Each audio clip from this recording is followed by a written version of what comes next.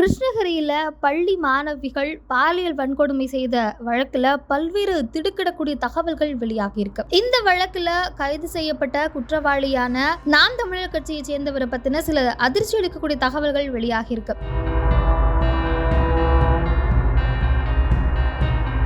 அவர் பள்ளியில படித்த காலத்துல என்சிசி மாணவராக இருந்தபோது கிடைத்த அனுபவத்தை பயன்படுத்தி தனியார் பள்ளி கல்லூரிகள்ல போலி ஆவணங்கள் தயாரிச்சு மோசடி செய்திருக்கிறாரு அந்த சிவராமன் என சொல்லப்படக்கூடிய குற்றவாளி. புகாருக்கு உள்ளான கந்திக்குப்பம் தனியார் பள்ளியில என்சிசி பயிற்சி அளிக்கணும் அப்படிங்கிறதுக்காகவே ஒரு மாணவிக்கு 1500 ரூபாய் வரைக்கும் வசூலிச்சிருக்காரு. அந்த அமௌண்ட்டை வச்சே அந்த மாணவிகளுக்கு அவ்வப்போது என்சிசி கேம்ப்ல போட்டிகள், அதற்கான பதக்கங்கள் இதெல்லாமே அந்த காசை வச்சே வாங்கி கொடுத்திருக்காரு. அதே போல மேலும் சில கல்வி நிறுவனங்களையும் போலியாக முகாம் நடத்தியிருக்காரு அப்படிங்கிற மாதிரியான அதிர்ச்சி அளிக்கக்கூடிய தகவல்களும் வெளியாகி இருக்கு. அரசியல் கட்சி பதவியை வச்சு தனியார் பள்ளிகளை மிரட்டி பயிற்சி முகாம்களை நடத்தி இருக்காரு.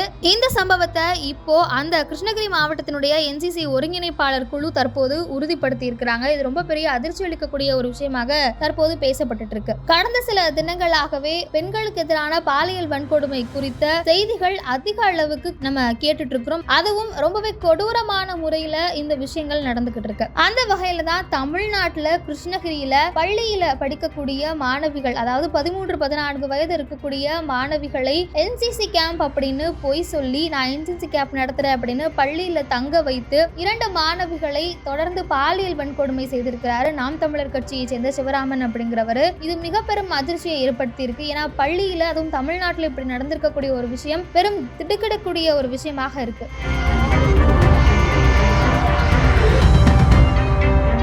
இதை தொடர்ந்து தான் எப்பவுமே ஏதோ ஒரு விஷயம் நடந்து முடிந்ததுக்கு பிறகுதான் அது தொடர்பான விசாரணையும் தீவிரமான நடவடிக்கையும் எடுக்கப்படுது. அந்த வகையில தான் கிருஷ்ணகிரி தனியார் பள்ளி மாணவிகள் வன்கொடுமை செய்யப்பட்ட விவகாரம் தொடர்பாக எந்தெந்த பள்ளிகள் எல்லாம் போலி என்சிசி முகாம்கள் நடக்குது அப்படின்னு விசாரித்து வருவதாக அந்த மாவட்ட ஆட்சியர் சொல்லியிருக்காரு. அதே போல எந்தெந்த பள்ளிகள்ல போலி என்சிசி முகாம் இதுவரைக்கும் நடந்திருக்கு, யாரெல்லாம் இன்னும் போலியாக என்சிசி முகாம்களை கண்டக்ட் பண்ணிட்டு இருக்காங்க அப்படிங்கிற மாதிரியான தகவல்களையும் சேகரிச்சிட்டு இருக்கதா சொல்லப்படுது. அதே போல மாணவி பாலியல் வன்கொடுமை செய்யப்பட்ட விவகாரத்துல பள்ளியினுடைய தாளாளர் உட்பட 8 பேர் கைது செய்யப்பட்டிருக்கிறார்கள். பாலியல் தொல்லை புகார் குறித்து மாணவிகள் 1098 அப்படிங்கிற எண்ணில் தொடர்பு கொள்ளலாம் அப்படின்னு மாவட்ட ஆட்சியர் தெரிவித்திருக்காரு. என்சிசி கேம்ப் மாதிரியான விஷயங்கள்ல மாணவிகள் ஆர்வமாக ஈடுபடுவதை ஒரு சாக்காக வைத்து போலியான முறையில ஆவணங்களை வைத்து, அதே போல அரசியல் கட்சி அப்படிங்கிற பிம்பத்தை பயன்படுத்தி, தன்னுடைய அதிகாரத்தை பயன்படுத்தி இப்படி அதிகார துஷ்பிரயோகத்தில் ஈடுபடக்கூடியவர்கள் மீது கடுமையான நடவடிக்கை எடுக்கணும், சரியான தண்டனை வாங்கி தரணும் அப்படிங்கிறது தான் எல்லாருடைய கோரிக்கையாகவும் இருக்கு.